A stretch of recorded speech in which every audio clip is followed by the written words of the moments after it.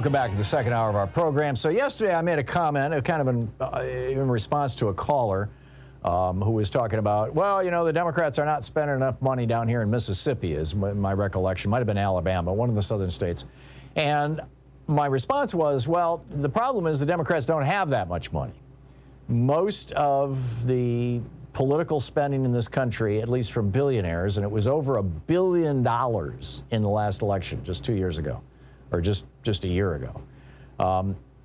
Most of that money from those billionaires is going to Republican candidates. And, you know, in fact, I said 90% is what I said.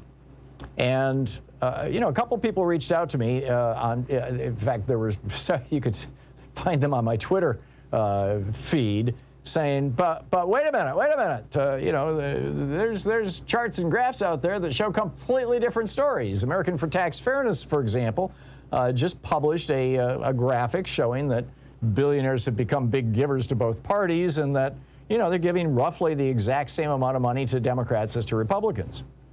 And if you're looking at the money that is being given to actual political campaigns, official campaigns, that's true. Right-wing billionaires are giving, you know, well, it turns out I think it's about $300 million to political campaigns run by Republicans, and about the same amount of money is going from left-wing billionaires to political campaigns of Democrats. But that's not the money that is turning elections. One of the innovations in the American political landscape was created by the U.S. Supreme Court. You know, in some ways, there was a series of decisions that started with Buckley, but it really went on steroids in 2010 with Citizens United. And what came out of that are these PACs and super PACs and leadership PACs where billionaires can donate essentially unlimited amounts of money. And so if you look into, rather than just looking at this one graph in the Americans for Tax Fairness report, and I actually, you know, looked at that report, what you find is something quite different than, gee, billionaires are giving equal amounts of money to Republicans and Democrats. It's not the case at all. Nearly 80% of all billionaire cash spent in the last election cycle, specifically $782 billion, went to outside campaign groups. And quoting from the Americans for Tax Fairness report, quote, billionaire donations supported Republican candidates over Democratic ones by almost a 5-to-1 margin.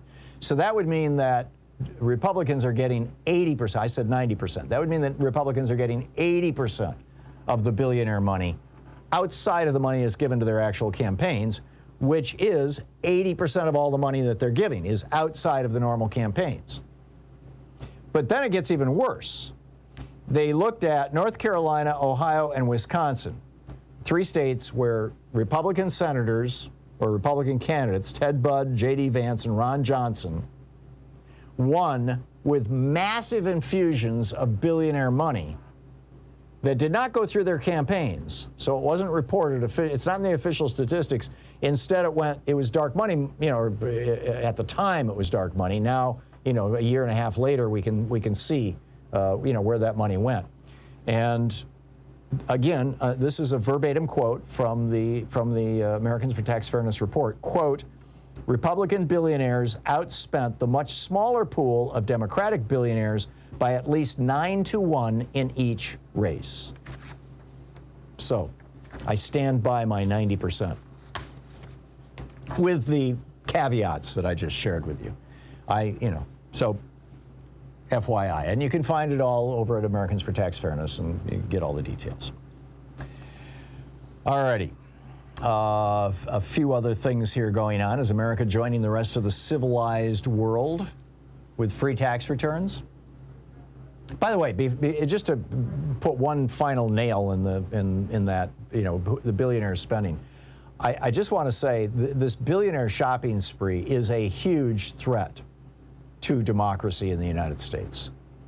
This is, you know, when Jimmy Carter was on this program back 7, 8, 9 years ago, and he said America is now an oligarchy with unlimited political bribery. He was right. And it was brought to us by 5 Republicans on the U.S. Supreme Court, now 6. And, you know, over and over and over again, in a whole series of decisions. In fact, the First National Bank versus Bellotti decision in 1978 was actually written by Lewis Powell himself, you know, the author of the Powell Memo. The original guy, and this was the one that said corporations are persons and they have First Amendment free speech rights, and money is the same thing as speech for them too.